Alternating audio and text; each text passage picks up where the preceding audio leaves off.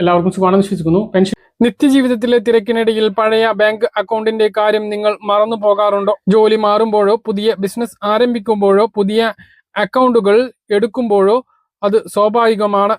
എന്നാൽ വർഷങ്ങളായി യാതൊരുവിധ ഇടപാടുകളും നടക്കാത്ത പഴയ ബാങ്ക് അക്കൗണ്ടുകൾ നിങ്ങൾക്ക് ഉണ്ട് എങ്കിൽ അത് ഉടൻ തന്നെ അതിന്റെ നിലവിലെ അവസ്ഥ പരിശോധിക്കുന്നത് നന്നായിരിക്കും. ഇത്തരം അക്കൗണ്ടുകളെ കുറിച്ച് ഇടപാടുകാർക്ക് മുന്നറിയിപ്പ് നൽകിയിരിക്കുകയാണ് റിസർവ് ബാങ്ക് ഓഫ് ഇന്ത്യ.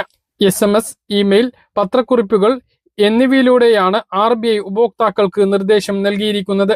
ക്ഷേമ പെൻഷൻ അക്കൗണ്ടിലേക്ക് ആക്കുമ്പോൾ സേവനയിൽ അക്കൗണ്ട് വിവരങ്ങൾ നൽകേണ്ടി വരും. പല ആളുകളും മുമ്പ് ഉപയോഗിച്ചിരുന്ന അക്കൗണ്ട് ഉണ്ടല്ലോ, അത് മതിയല്ലോ എന്ന് കരുതി ഇരിക്കുന്നുണ്ടാകും. എന്നാൽ നിലവിൽ ആ ഒരു അക്കൗണ്ടിന്റെ സ്ഥിതി ഇപ്പോൾ തന്നെ പരിശോധിക്കുന്നത് നന്നാവും. 2 വർഷം കഴിഞ്ഞാൽ അക്കൗണ്ട് നിർജീവമാക്കാനാണ് ഇപ്പോൾ RBI തീരുമാനം വന്നിരിക്കുന്നത്. അതുകൊണ്ട് തന്നെ നമ്മൾ പുതിയ അക്കൗണ്ട് എടുക്കാതെ പഴയ അക്കൗണ്ടിനെ പ്രതീക്ഷിച്ചിരിക്കുന്നുണ്ട് എങ്കിൽ ആ അക്കൗണ്ട് നിലവിലുണ്ടോ അല്ലെങ്കിൽ അത് ആക്റ്റീവാക്കാൻ കഴിയുമോ എന്ന് ആ ബാങ്കിൽ ഒന്ന് പോയി അന്വേഷിക്കുന്നത് നല്ലതാണ്. തുടർച്ചയായി 2 വർഷത്തിലധികം അക്കൗണ്ട് ഉടമ യാതൊരുവിധ സാമ്പത്തിക ഇടപാടുകളും നടത്തിയില്ല എങ്കിൽ ബാങ്കുകൾ അക്കൗണ്ടിനെ നിർജീവമായി കണക്കാക്കും. രാജ്യത്തെ സാമ്പത്തിക സ്ഥിതി ഉറപ്പുവരുത്താനും ഉപഭോക്താക്കളുടെ പണത്തിന്റെ സുരക്ഷ ഉറപ്പാക്കാനുമാണ് RBI ഈ നിർദ്ദേശം നൽകിയിരിക്കുന്നത്. നമ്മുടെ അക്കൗണ്ടിൽ പണം ഉണ്ട് എങ്കിൽ പോലും അക്കൗണ്ട് നിർജീവമാകും. ഇങ്ങനെ അക്കൗണ്ട് നിർജീവമായാൽ അതിലുള്ള പണം നഷ്ടമാകുമോ എന്ന് പല ആളുകൾക്കും സംശയമുണ്ടാകും. എന്നാൽ അക്കൗണ്ട് നിർജീവമായി എന്നതുകൊണ്ട് അതിലെ പണം ഒരിക്കലും നഷ്ടമാവുകയോ ബാങ്ക് സ്വന്തമാക്കി മാറ്റുകയോ ചെയ്യില്ല. എന്നാൽ അക്കൗണ്ട് റീആക്റ്റീവ് ചെയ്യാൻ ഈ തുക ഉടമയ്ക്ക് പിൻവലിക്കാനോ മറ്റു ആവശ്യങ്ങൾക്ക് ഉപയോഗിക്കാനോ സാധിക്കില്ല.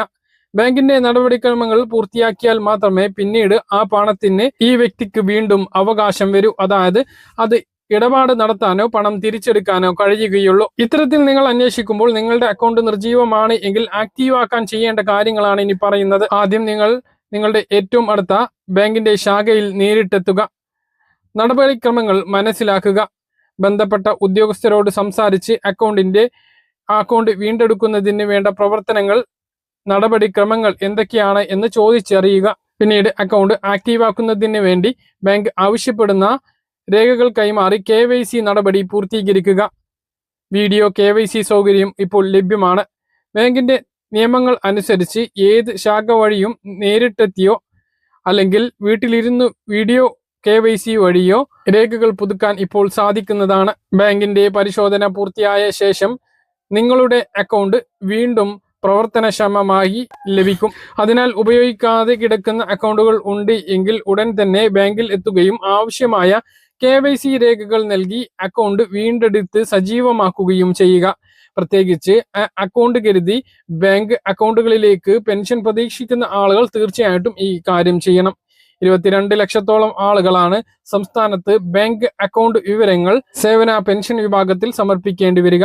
നിലവിൽ ഒരു ബാങ്ക് അക്കൗണ്ടും ഇല്ല എങ്കിൽ ഉടൻ തന്നെ ഏതെങ്കിലും ബാങ്കിൽ പോയി അക്കൗണ്ട് എടുത്തു വെക്കുന്നതും ഉടൻ ചെയ്യേണ്ടതാണ്. ഏത് സമയത്ത് വേണമെങ്കിലും, പ്രത്യേകിച്ച് ഓണം കഴിഞ്ഞാൽ ബാങ്ക് അക്കൗണ്ട് സേവനയിൽ അപ്ഡേറ്റ് ചെയ്യുന്നതിന് വേണ്ടി പറയുന്നതായിരിക്കും.